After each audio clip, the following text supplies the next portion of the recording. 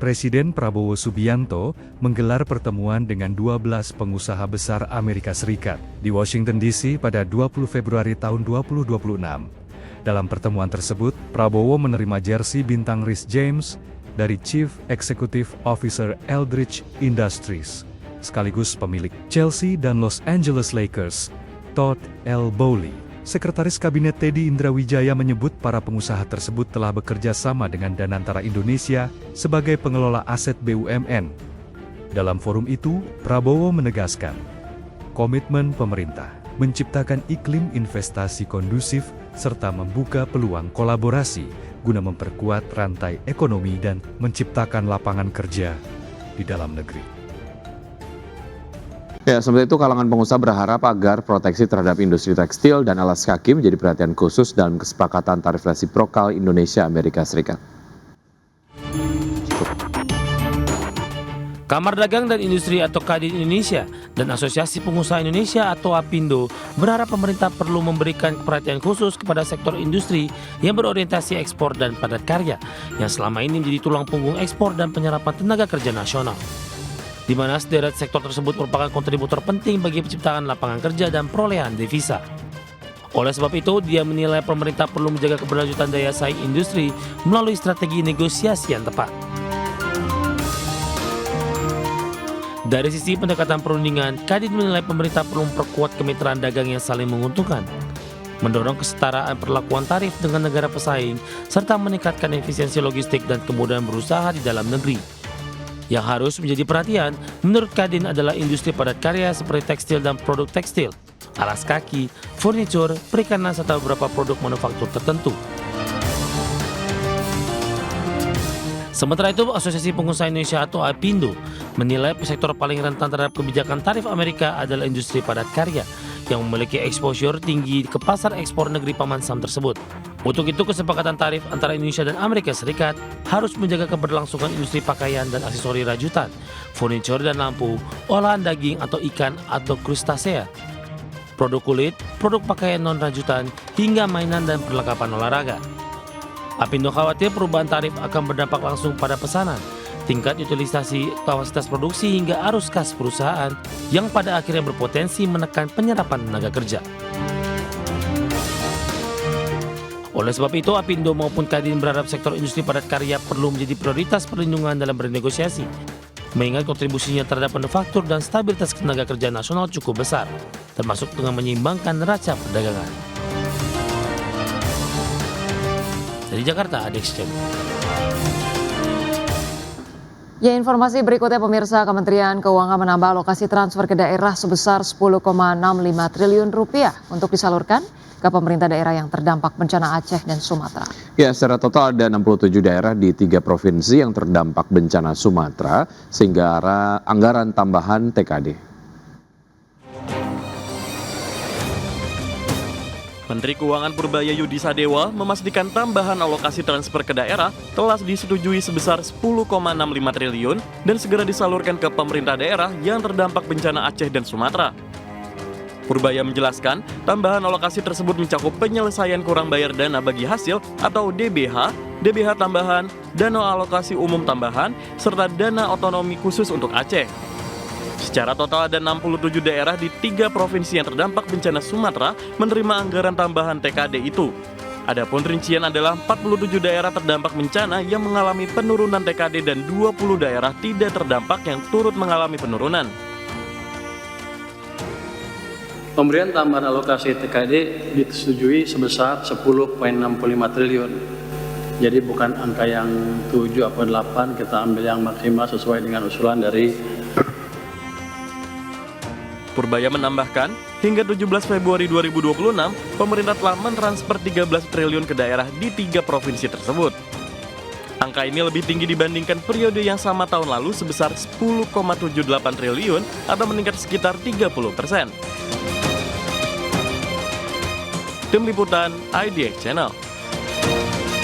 Pemirsa, harga minyak dunia ditutup melonjak lebih dari 4% pada perdagangan hari Rabu, pemirsa, di mana ini terjadi seiring pelaku pasar memperhitungkan potensi gangguan pasokan akibat meningkatnya ketegangan antara Amerika Serikat dan Iran, serta berakhirnya perundingan damai Rusia-Ukraina di Jenewa tanpa terobosan berarti. Minyak mentah Brent ditutup naik 4,35% ke level $70,35 per barrel. Sedangkan minyak mentah West Texas Intermediate melonjak 4,59% ke level $65,19 per barrel. Di mana pemirsa kenaikan semakin tajam menjelang akhir sesi dengan harga sempat melonjak lebih dari $3 menyusul laporan media bahwa Israel meningkatkan status siaga di tengah indikasi kemungkinan serangan terhadap Iran oleh Amerika Serikat dan Israel. Ya, di sisi lain, pemirsa, perundingan damai selama 2 hari antara Rusia dan Ukraina di Jenewa berakhir tanpa terobosan.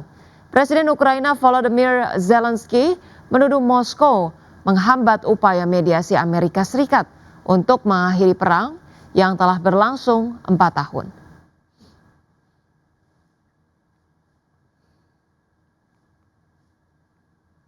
Ya pemirsa, selanjutnya kami hadirkan informasi dari Bursa Global pemirsa, di mana bursa ekuitas Wall Street berakhir di zona hijau. Pada perdagangan Rabu didorong kenaikan saham-saham teknologi berkapitalisasi besar seperti Nvidia yang melesat 1,6% dan juga saham Amazon setelah kekhawatiran terkait valuasi kecerdasan buatan mulai mereda. Baik pemirsa, pada perdagangan Rabu indeks luas S&P 500 ditutup naik 0,56% ke level 6.881. Kemudian indeks Nasdaq Composite menguat 0,78% ke posisi 22.753 dan indeks Dow Jones Industrial Average menguat 0,26% ke posisi 49.662. Ya, sementara itu pemirsa, dari bursa ekuitas Eropa yang melesat ke rekor tertinggi baru pada perdagangan Rabu, hal ini didorong oleh penguatan saham pertahanan dan juga perbankan di tengah respon terhadap investor terhadap laporan kinerja emiten serta kabar potensi pergantian kepemimpinan di Bank Sentral Eropa. Kami hadirkan informasinya pemirsa, indeks STOXX 600 ditutup melonjak 1,19% ke level 628,69. Indeks DAX Jerman naik 1,12% ke level 25.278. Kemudian indeks FTSE 100 Inggris menguat 1,23% pemirsa ke posisi 10.686.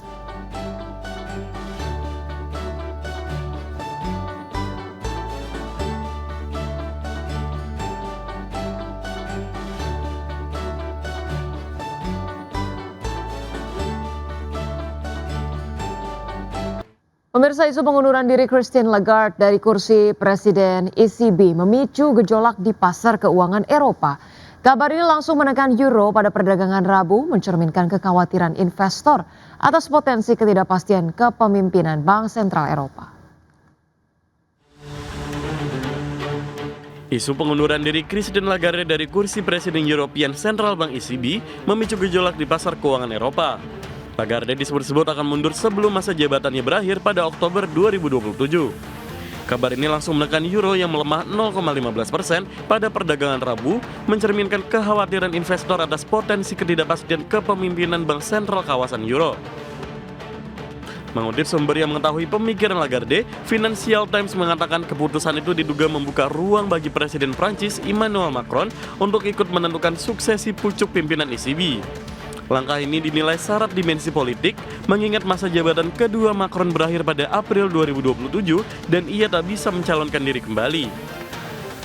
Sementara itu, pihak Bank Sentral Eropa membantah laporan tersebut dan menyatakan bahwa Presiden Lagarde sepenuhnya fokus pada misinya dan belum mengambil keputusan apapun terkait akhir masa jabatannya. Secara fundamental, posisi Lagarde di ECB dinilai krusial. Sejak menjabat pada 2019 setelah sebelumnya memimpin IMF, Lagarde menghadapi serangkaian krisis mulai dari pandemi hingga lonjakan inflasi akibat invasi Rusia ke Ukraina pada 2022. Kebijakan pengetatan moneter agresif ECB di bawah kepemimpinannya dianggap berperan besar menahan laju inflasi di kawasan euro.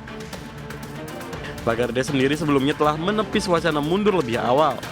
Pada Juni tahun lalu, ia menegaskan bertekad menyelesaikan masa jabatannya. Karena itu, sebelum ada pernyataan resmi, pasar kemungkinan akan terus dibayangi spekulasi politik yang berpotensi mengganggu stabilitas euro dan arah kebijakan moneter Eropa ke depan.